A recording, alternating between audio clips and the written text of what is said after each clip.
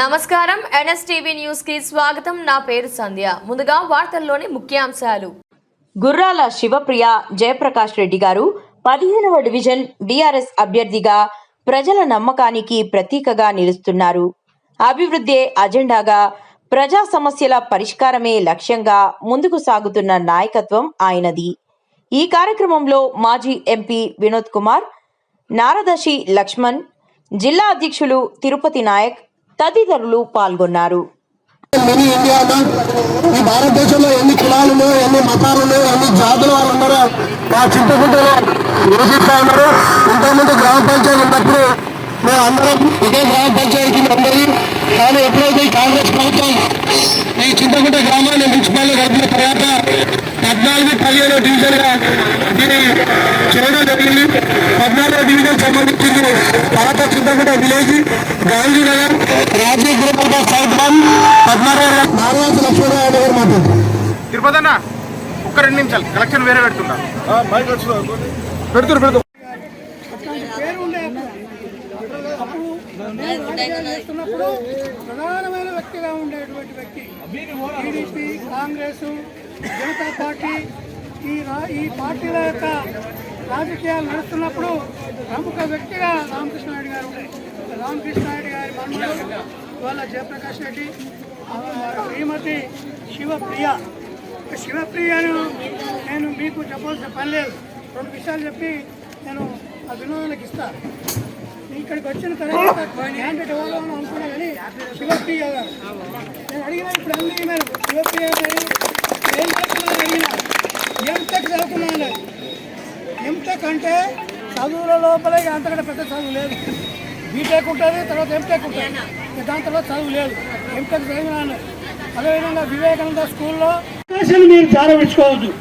మహిళలు రాజకీయాలకు రావడం చాలా కష్టమైన రోజుల్లో మరి మంచి అవకాశం ఉన్నటువంటి ఈమె రాజకీయాలకు వచ్చి సేవ చేయడానికి వచ్చింది అంటే తప్పకుండా అందరూ ప్రోత్సహించాలి, ఆమెను ముందుకు తీసుకుపోవాలని చెప్పి నేను కోరుతూ, మరి కల్పించాలని చెప్పి నేను కోరుతూ, కల్పిస్తానని చెప్పి ఆశిస్తూ నేను సెలవు తీసుకుంటున్నాను. ఆశీర్వదించడానికి విచ్చేసిన మాజీ ఎంపీ బోయినపల్లి వినోద్ కుమార్ గారికి, నారదాస్ లక్ష్మణ్ గారికి, అలాగే జీవి రామకృష్ణ గారికి, తిరుపతి నాయక్ గారికి, ఇక్కడ విచ్చేసిన ప్రతి ప్రజాప్రతినిధులందరికీ నమస్కారం.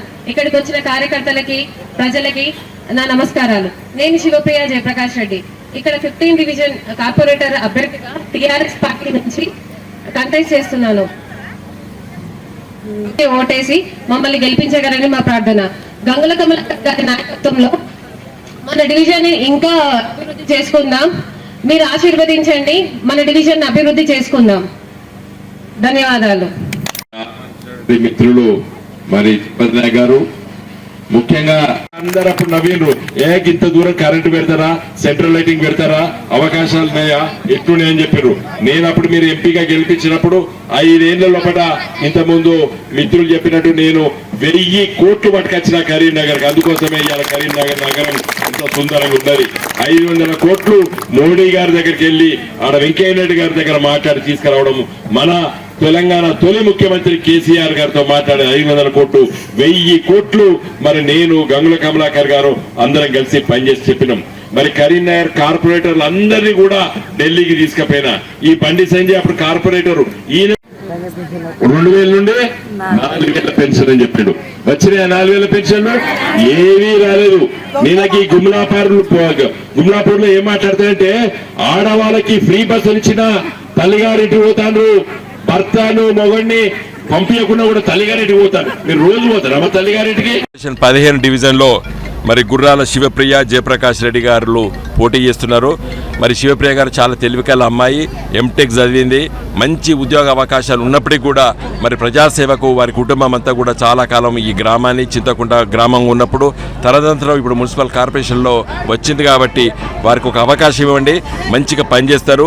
గులాబీ జెండా నీడలో ఆమె రాజకీయంగా ముందుకు చాలా ముందుకెళ్తుంది, నాకు విశ్వాసం ఉన్నది. తెలివితేటలు గల అమ్మాయి. ఈ అమ్మాయిని ప్రజలందరూ కూడా గెలిపించాలని చెప్పి నేను ప్రార్థిస్తూ కారు గుర్తుపై ఓటు వేసి శివప్రియ గారిని మంచి మెజార్టీతో గెలిపించాలని చెప్పి నేను కోరుతున్నాను. జై తెలంగాణ. అందరికీ నమస్కారం. నేను శివప్రియ జయప్రకాష్ రెడ్డి, భారత రాష్ట్ర సమితి బీఆర్ఎస్ బలపరుస్తున్న అభ్యర్థిగా, నేను 15వ డివిజన్ కార్పొరేటర్ అభ్యర్థిగా మీ ముందుకు వచ్చాను. నన్ను మీ బిడ్డగా ఆదరించండి, గెలిపించండి. దయచేసి ఆలోచనతో మీ ఓటు వేయండి, కారు గుర్తునే గెలిపించండి. జై తెలంగాణ.